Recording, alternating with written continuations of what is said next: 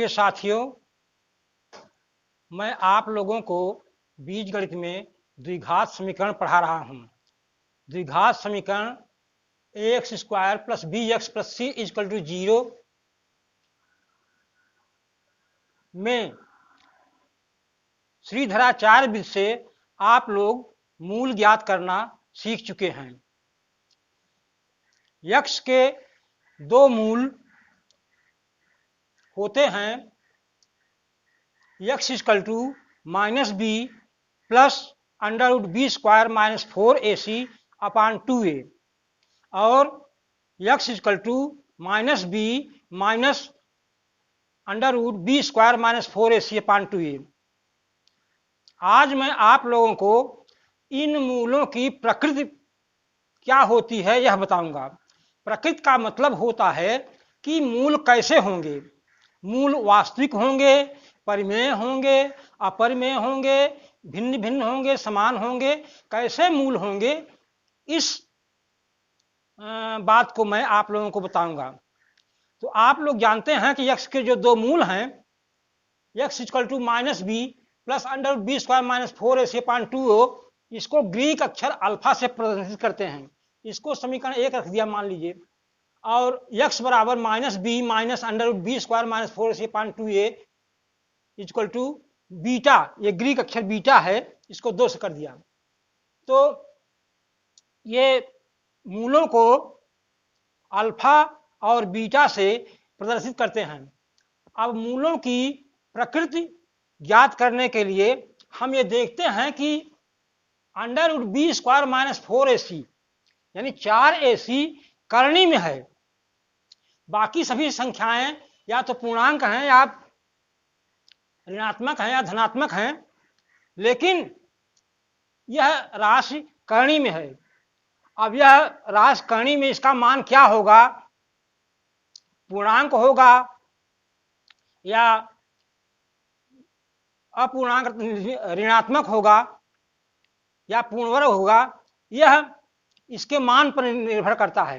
तो इसलिए मूलों की प्रकृति बी स्क्वायर माइनस 4ac के मान पर निर्भर करती है। इसलिए बी स्क्वायर माइनस 4ac को समीकरण का विविक्तकर या डिस्क्रिमिनेंट कहते हैं और इसको डी से प्रदर्शित करते हैं, अर्थात D equal to B square minus 4ac। इस बात को आप लोग ध्यान रखिए, ये मूलों की प्रकृति इसके डिस्क्रिमिनेंट पर निर्भर करती है। तो इसमें पहली दशा क्या होगी? यदि B square minus 4ac equal to 0 अर्थात बी स्क्वायर माइनस 4ac का मान धनात्मक है, मतलब शून्य है, तो x के दोनों मूल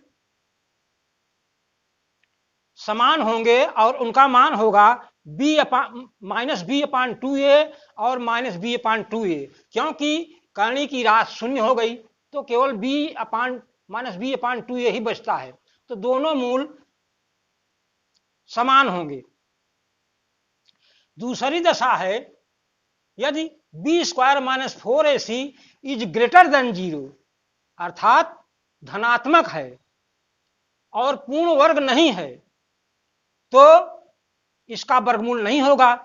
तो x के दोनों मूल वास्तविक, अपरिमेय और भिन्न भिन्न होंगे। अपरिमेय संख्या उसको कहते हैं जो करणी के अंदर है, जिसका वर्गमूल नहीं हो सकता है। अगर संख्या करणी के अंदर है और उसका वर्गमूल हो जाता है, जैसे 4 है करणी में तो उसका मान 2 आएगा, तो यह परिमेय हो जाएगा। और 5 है तो करणी में 5 है तो 5 करणी में 5 अपरिमेय संख्या कहलाती है। आप लोग परिमेय और अपरिमेय कक्षा 9 में पढ़ चुके हैं। तो अगर b square minus 4ac is greater than 0 अर्थात धनात्मक है और पूर्ण वर्ग नहीं है, तो x के दोनों मूल वास्तविक और अपरिमेय होंगे और भिन्न भिन्न होंगे। तीसरी दशा है यदि B square minus 4ac is greater than 0 अर्थात धनात्मक है और पूर्ण वर्ग भी है, तो x के दोनों मूल वास्तविक,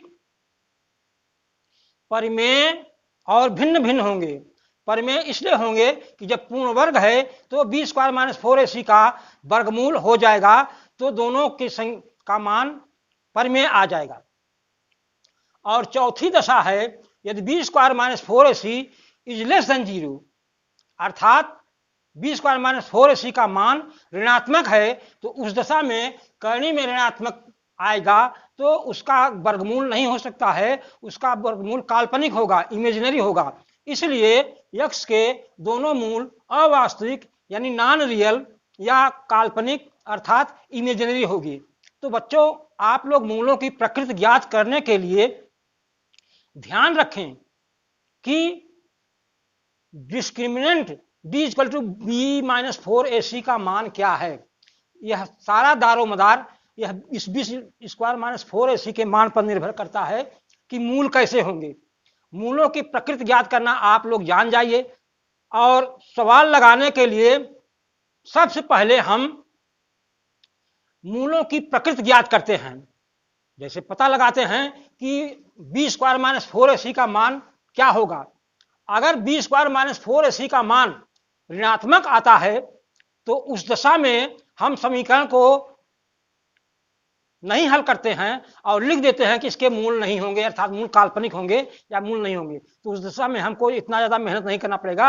अगर b square minus 4ac is greater than 0 है, यानी शून्य से बड़ा है अर्थात धनात्मक है, तभी x के मूल होंगे, तो हम सवाल को हल करते हैं।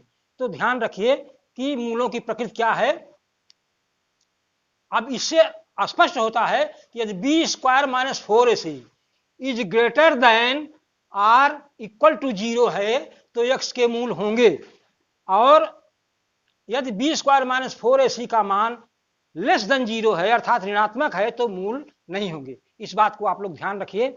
अगले टर्न पर मैं आप लोगों को बताऊंगा मूलों और गुणांकों में संबंध क्या होता है द्विघात समीकरण ax square plus bx plus c equal to 0 के लिए। धन्यवाद।